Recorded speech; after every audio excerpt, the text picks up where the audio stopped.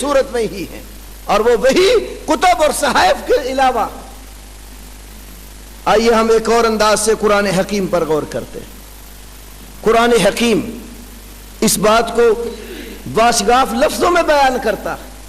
کہ اس نے، اللہ نے قرآن کے سوا ایک اور بھی وحی نازل فرمائی۔ ابراہیم علیہ الصلاۃ والتسلیم نے اللہ وحدہ لا شریک سے بیت اللہ کی تعمیر کے وقت ایک دعا مانگی، ربنا وابعث فیہم رسولا منہم یتلو علیہم آیاتک ویعلمہم الکتاب والحکمہ ویزکیہم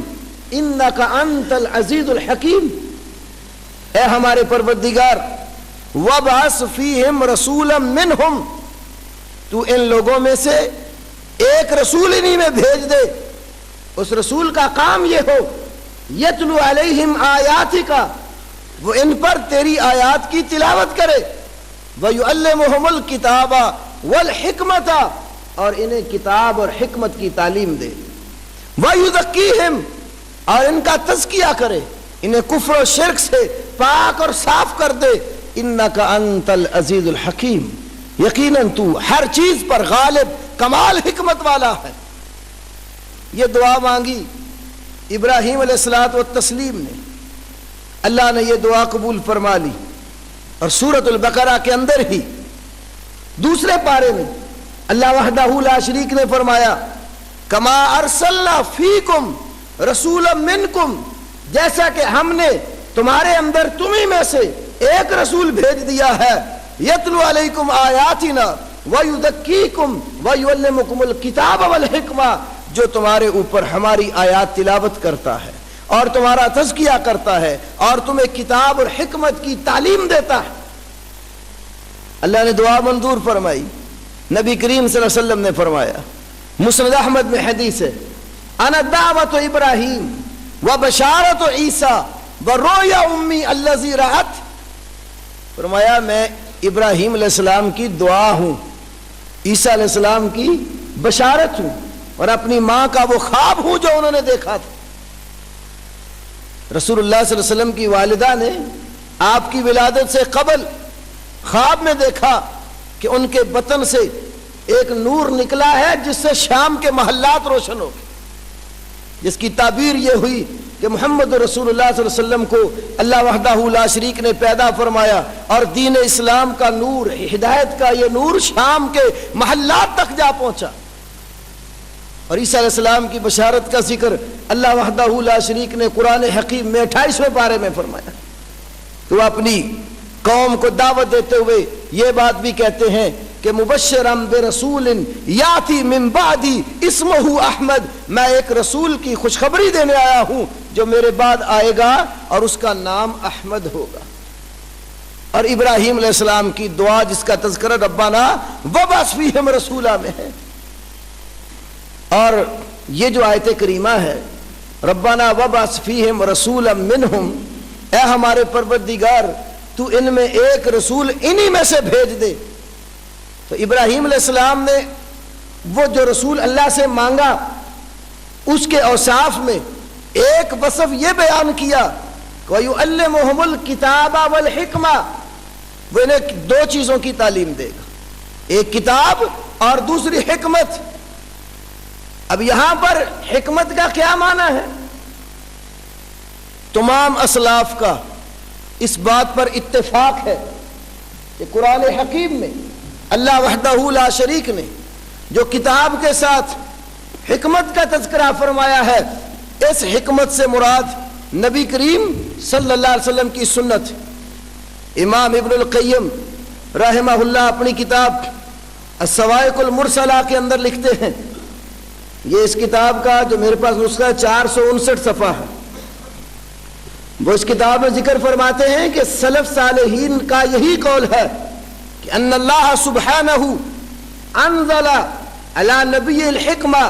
کما انزل علیہ القرآن وامتن بذلک للمؤمنین والحکمۃ ہی السنہ کما قال غیر واحد من السلف، کہ حکمت کا معنی سنت ہے جس طرح کے بہت سارے اسلاف نے یہ بات کہی ہے، اور یہی بات امام ابن الجوزی رحمہ اللہ اپنی تفسیر زاد المسیر کی جلد نمبر 1 صفحہ 146 پر نقل فرماتے ہیں، اور یہی تفسیر امام ابن کثیر علیہ رحمہ نے اپنی تفسیر میں بیان فرمائی ہے۔ کہتے ہیں الکتاب یعنی القرآن، الحکمہ یعنی السنہ، کہ کتاب سے مراد قرآن اور حکمت سے مراد سنت۔ کہتے ہیں قالہ الحسن وقتادہ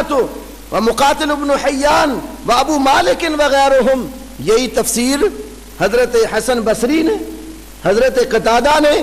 مقاتل بن حیان نے اور ابو مالک وغیرہ بڑے بڑے اجلہ مفسرین نے حکمت کی یہی تفسیر بیان فرمائی، اور یہی تفسیر امام بخاری نے رحمت اللہ علیہ اپنی صحیح کے اندر بیان فرمائی۔ یہ کتاب التفسیر صحیح بخاری، سورۃ احزاب کی آیت کریمہ جس میں اللہ وحدہ لا شریک نے فرمایا وَاذْكُرْنَا مَا يُتْلَى فِي بُيُوتِكُنَّ مِنْ آیَاتِ اللَّهِ وَالْحِکْمَةِ، فرمایا نبی کی بیویوں وَاذْكُرْنَا، تم یاد کرو، ما یتلا، اس چیز کو جو پڑھی جاتی ہے، تلاوت کی جاتی ہے، فی بیوتکن، تمہارے گھروں میں۔ اب وہ کیا چیز پڑھی جاتی تھی؟ فرمایا من آیات اللہ، ایک تو اللہ کی آیتیں، اور دوسری چیز جو رسول اللہ صلی اللہ علیہ وسلم کی بیویوں کے گھروں میں پڑھی جاتی تھی وہ فرمایا والحکمہ، اور حکمت۔ اب آیات اللہ اور حکمت دو چیزیں، اس کی تفسیر امام بخاری علیہ رحمہ نے کتاب التفسیر صحیح بخاری میں حضرت قتادہ سے یہ بیان فرمائی۔ کہتے ہیں وقال قتادہ وَاذْكُرْنَا مَا يُتْلَى فِي بُيُوتِكُنَّ مِنْ آیَاتِ اللَّهِ وَالْحِکْمَةِ القرآن والسنہ، کہ آیات سے مراد اللہ کا قرآن اور حکمت کا معنی والسنہ، سنت رسول صلی اللہ علیہ وسلم۔ اور یہی تفسیر علامہ جلال الدین سیوطی نے اپنی کتاب مفتاح الجنہ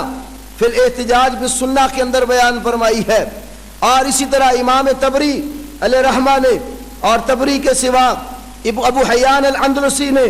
اور تفسیر مدارک والے علامہ نصفی نے، جتنے بڑے بڑے ائمہ مفسرین آئے ہیں سب نے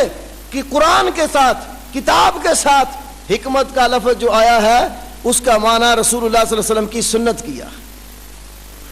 تو ان آیات سے معلوم ہوا کہ اللہ تعالیٰ نے رسول اللہ صلی اللہ علیہ وسلم کو بھیجا تو آپ کے مقاصد میں